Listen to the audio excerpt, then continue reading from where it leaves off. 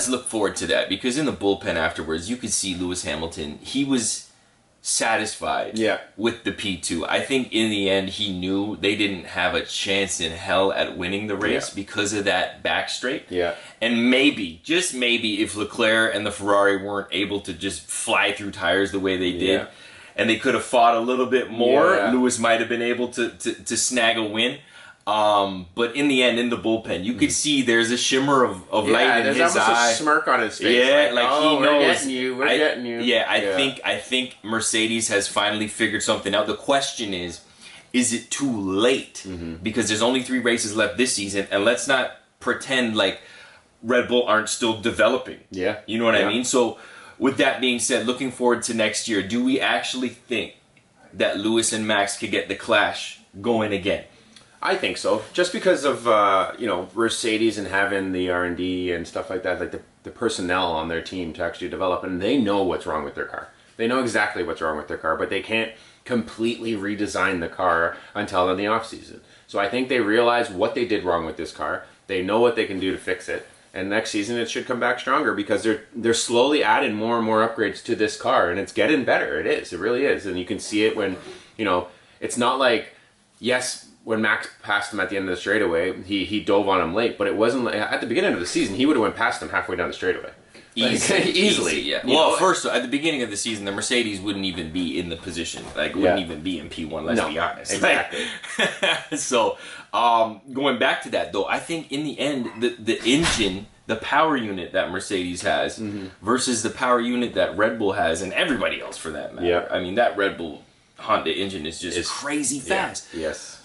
It's a straight line deficit in the end. So how can Mercedes get around that? And I know they're saying it's the car is draggy, da-da-da-da-da.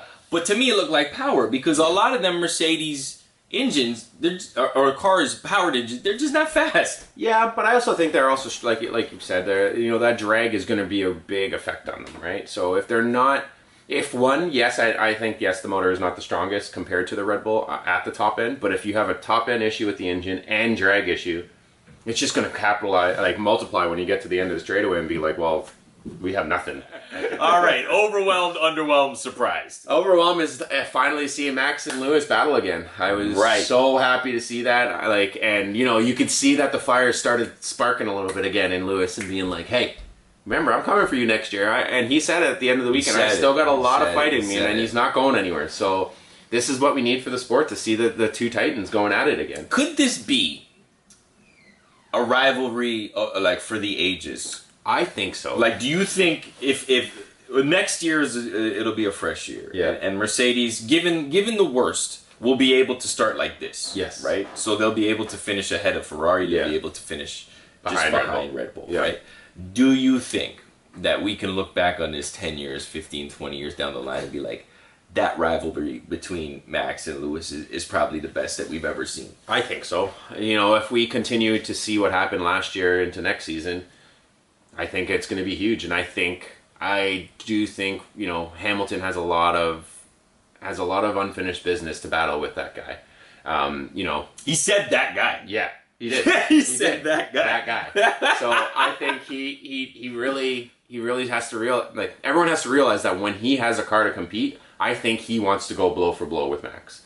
Crash or not crash, I think he wants that season where he looks back at the championship he lost last year and it's tainted, and he knows why he lost it too, so that's got to be burning him. That's got to be burning him. He's probably looked back at racing and was like, why was I so nice to him there? Why did I leave this? Too much gentleman driver. Why didn't I pinch him here? Even yesterday. It was just kind of like but he wanted the switchback. Yeah. But then Max just completely blocked it. It was like Brazil all over again. Exactly. On track this time. He was way off the apex point. Yeah. Anyhow, whatever. That's how racing. That's racing. But I'm not gonna lie, I would do the same. I think if they were to go blow for blow again like they did last year, I think we'll see a lot more damaged cars. I really do. And I just because I think Lewis in his mind right now is like, this little shit came in. Beat me. And if you look back at the races, it looked like he bullied me.